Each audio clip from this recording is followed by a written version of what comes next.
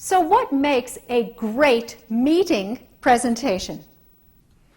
Doesn't your heart go out to the person that starts to speak, and maybe they start off strong, but then they start jumping around and losing their place and getting real nervous, and it even makes me kind of anxious inside to even think about it?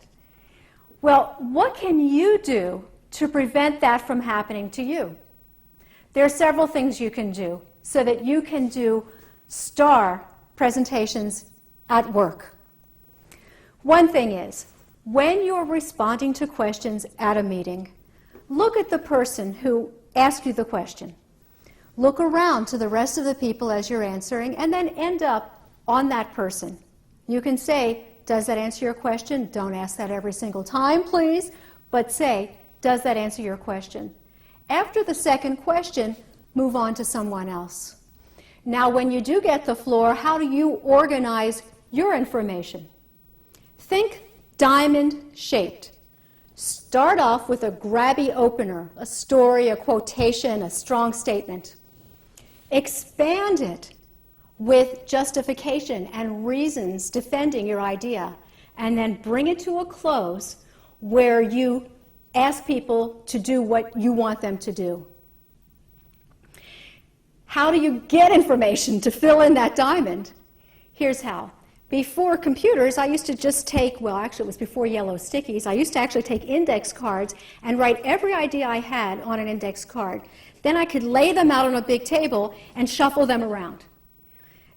Then I did with stickies the same thing, and now I just throw ideas on the computer and use a little bit of self-control and don't organize them too soon, but just throw ideas on the computer, kind of a brain drain.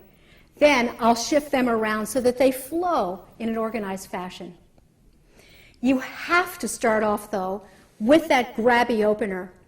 You know, that popular newspaper, USA Today, one reason that it's so successful is that it has grabby openers.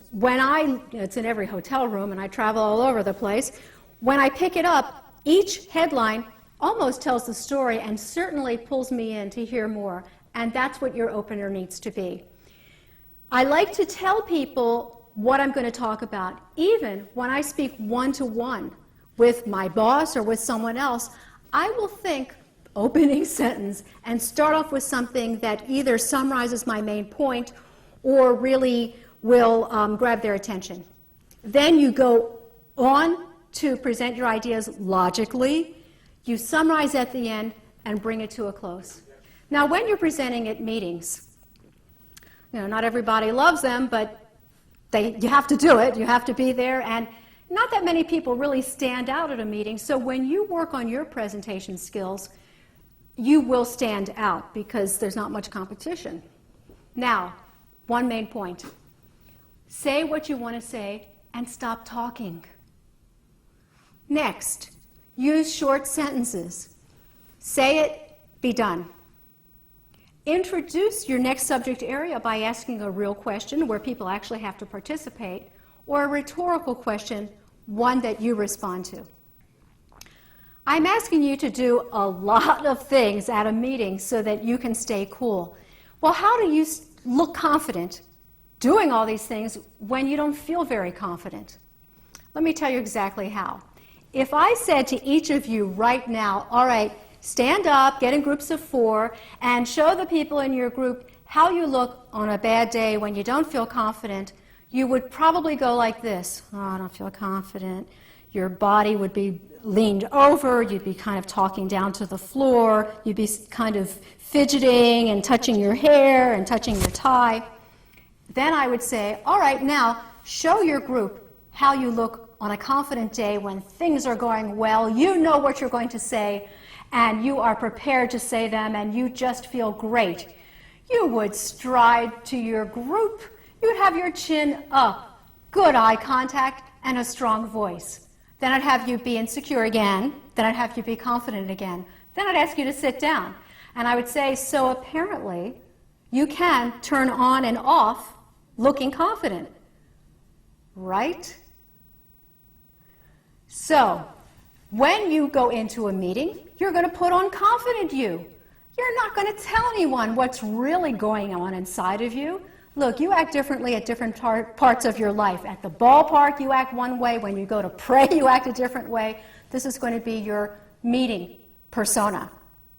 There's an old expression, fake it till you make it. Act as if you're confident, just as you would have demonstrated here. Turn it on, be that, and you actually will become more confident.